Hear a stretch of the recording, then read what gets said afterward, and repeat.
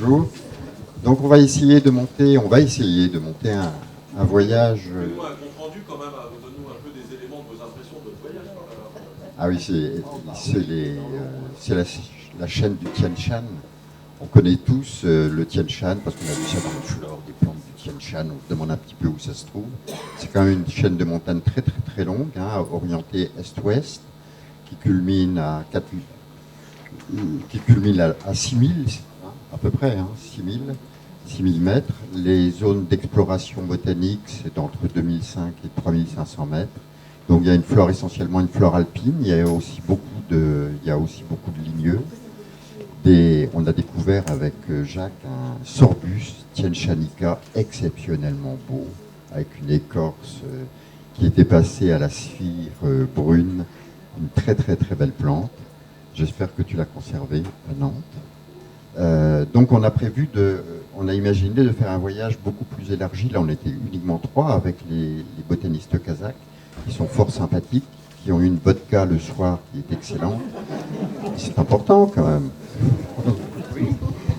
Des petits plaisirs. Donc de faire ça l'année prochaine, fin mai, après les grandes fêtes des plantes, pour que les pépiniéristes puissent venir avec nous, hein, pour organiser ça pour 4-5 voitures, donc une vingtaine de personnes. On fait ça un petit peu à la route, hein, on s'en fiche un petit peu des piscines et des spas dans les hôtels le soir, c'est pas le but. Le but, c'est d'aller herboriser du matin au soir et puis de se faire plaisir, avec les plantes et de se faire plaisir d'être ensemble. Ça me semble essentiel. Toujours le même truc, quoi, hommes et plantes. Je ne sais pas qui a été pondre ce titre-là, mais il est tellement bien justifié. Alors, des tulipes à foison, pas facile à déterminer, mais beaucoup de tulipes botaniques, hein, c'est pas des grandes tulipes, les tulipes hollandaises. Hein. Quand vous demandez aux gens d'où viennent les tulipes, elles vous disent de Hollande, ben non, elles viennent du Kazakhstan. Des érémurus, plein de plantes extraordinaires, beaucoup de plantes alpines. Jacques ? Oui, bonjour à tous. Donc merci d'abord à Françoise de m'avoir passé un coup de fil un jour en me disant « Dis-moi, j'ai une expédition qui part la semaine prochaine, est-ce que tu peux te libérer ?» Et là, blanc, et je regarde mon agenda, je le vide et je prends une semaine de vacances. Voilà, j'achète un billet et je pars. Et effectivement, ça n'était que du bonheur après, donc je la remercie déjà pour tout ça, puisque quand on arrive là-bas, on est accueilli remarquablement, avec des gens motivés, que ça soit sur tout le long de la route. On est parti à peu près 8 à 10 jours, et en 10 jours, on a effectivement découvert un pays fantastique, hein, immense d'ailleurs, un pays immense, hein, en surface. On n'en a vu qu'un tout petit morceau, donc ça nous invite à aller recommencer. Le peu qu'on ait vu, j'ai quand même le souvenir d'une image en fin d'émission, c'était une émission de télévision en même temps, donc vous la découvrirez logiquement sur TF1 dans quelques semaines, peut-être début de l'année prochaine. Et cette émission raconte l'histoire de Dominique, hein, c'est lui l'acteur principal de cette affaire-là, au passage. Il a un certain talent, qui à travers ses chutes successives dans les massifs, va certainement faire émouvoir les familles. Je plaisante, mais c'était effectivement des fois... Non, c'est des passes très difficiles, hein, je vous rassure tout de suite. Les routes sont excellentes, les accessibilités sont très faciles, donc c'est vraiment un pays beaucoup plus simple d'ailleurs que je l'imaginais au départ, parce que je m'étais dit, je vais emmener des équipements incroyables, mais finalement, tout est tout à fait assez simple d'accès, pour peu effectivement qu'on ait des guides qui nous emmènent avec la bonne langue au bon endroit, mais c'est une destination effectivement très facile, pour laquelle je suis tout à fait d'accord avec vous, qu'il y a un avenir touristique évident au vu de ce qu'on a vu. Alors dépêchons-nous d'y aller, parce qu'effectivement peut-être qu'il y aura trop de touristes demain, mais pour l'instant, pour aller voir des plantes sauvages, et ce qu'on s'est dit à la fin du séjour, c'est certainement le berceau, un des grands berceaux de l'horticulture internationale. C'est clair, au vu du nombre de plantes originelles qu'on a vues sur place. Évidemment, le pommier est bien connu depuis maintenant plusieurs expéditions, mais pas seulement les abricotiers. Aller sous une forêt d'abricotiers, c'est quelque chose que j'avais encore pas fait. Parmi bien d'autres richesses dont tu as parlé, on va pas faire la liste complète, mais ça vaut effectivement ce déplacement. Donc ça sera une proposition qui sera faite par le CCLS, bien évidemment, en lien avec le CCLS, à partir de l'année prochaine. Les dates vous seront données, et puis à bientôt pour ce moment-là. Merci.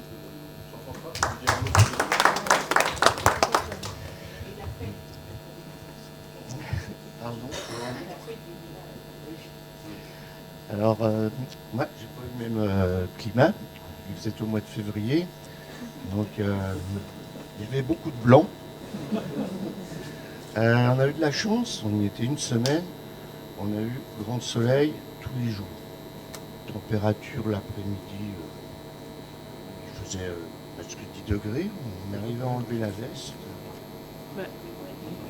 Micro, Mais- le micro, si vous Parlez voulez. dans le micro. Oui.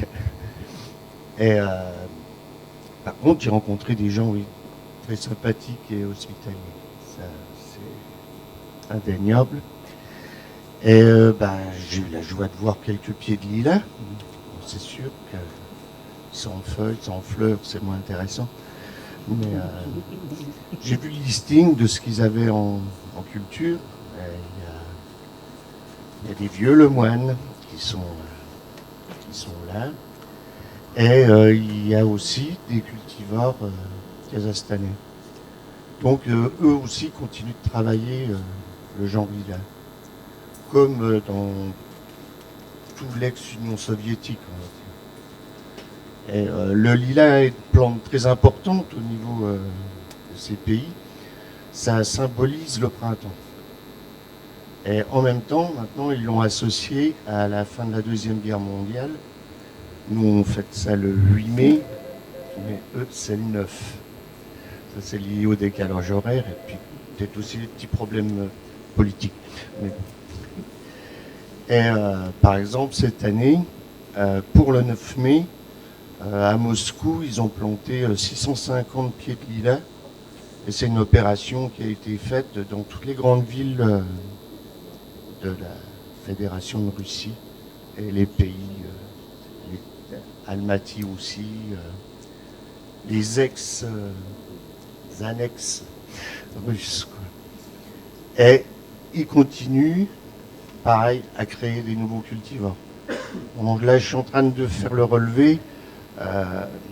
En gros, 98% des nouveaux lilas, dans l'hybridation, vous avez un cultivar lemoine. Donc le moine, c'est vraiment une banque de gènes pour une nouvelle création. Alors pour les Russes, ce qu'ils recherchent surtout, c'est le parfum. Ils adorent le parfum lilas. Et ils se tournent vers des lilas à fleurs simples, mais multipétales.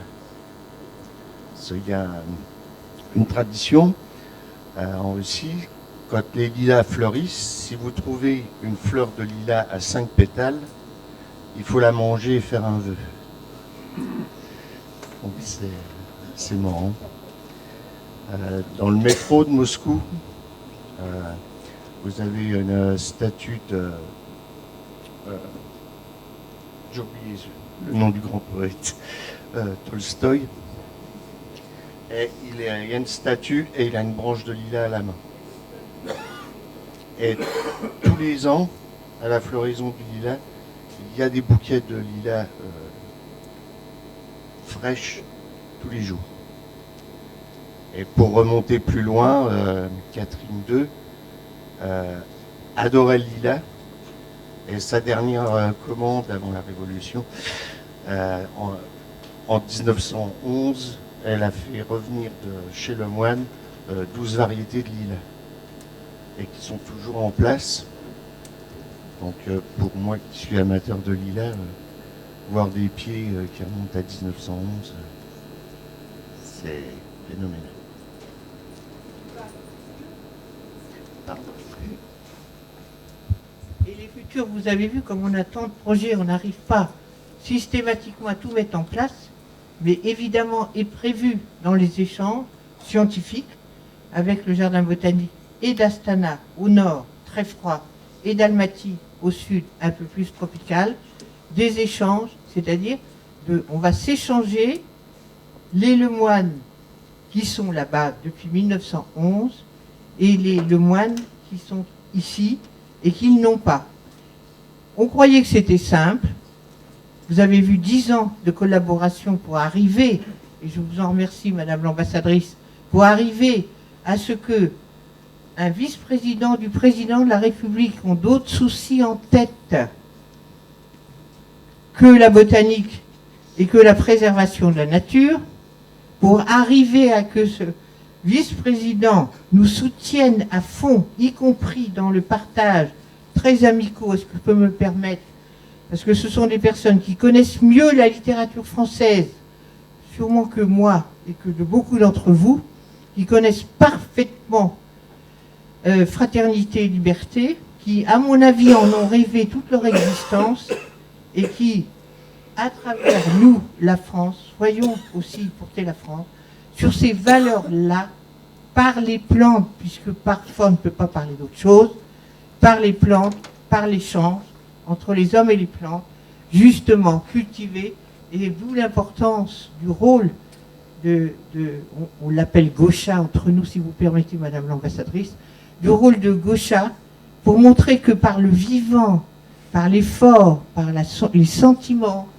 on porte la culture française, ça nous importe aussi, mais on doit découvrir la culture du Kazakhstan. Sachez, quand on parle liberté et fraternité, 130 peuples déplacés se retrouvent au Kazakhstan. Gaucha, je m'en excuse, mais 130 peuples déplacés se retrouvent au Kazakhstan, tous et toutes avec des histoires dures, vers les frontières allemandes qui ont bougé, du coup vous vous retrouvez une fois au Kazakhstan, une fois en Russie, une fois et puis durs, tous les goulags. Ce qui fait que quand on est attentif à l'autre, comme on est attentif à nos plantes, qu'on les regarde, qu'on les aime, et réciproquement, on s'aperçoit qu'en étant attentif à l'autre, ils ont des histoires extraordinaires à nous raconter. Et l'histoire du lilas, elle est quand même pas banale, puisque la fête de la paix, et en France et au Kazakhstan, c'est aussi des grandes fêtes, la réjouissance, le renouveau, et j'espère avec les valeurs françaises qui nous tiennent tant à cœur. Donc je trouvais que c'était très important que Madame l'ambassadrice soit là, et que on est hommes et plantes, donc on est plantes et hommes, et on est sur des valeurs, regard sur l'autre et transmission.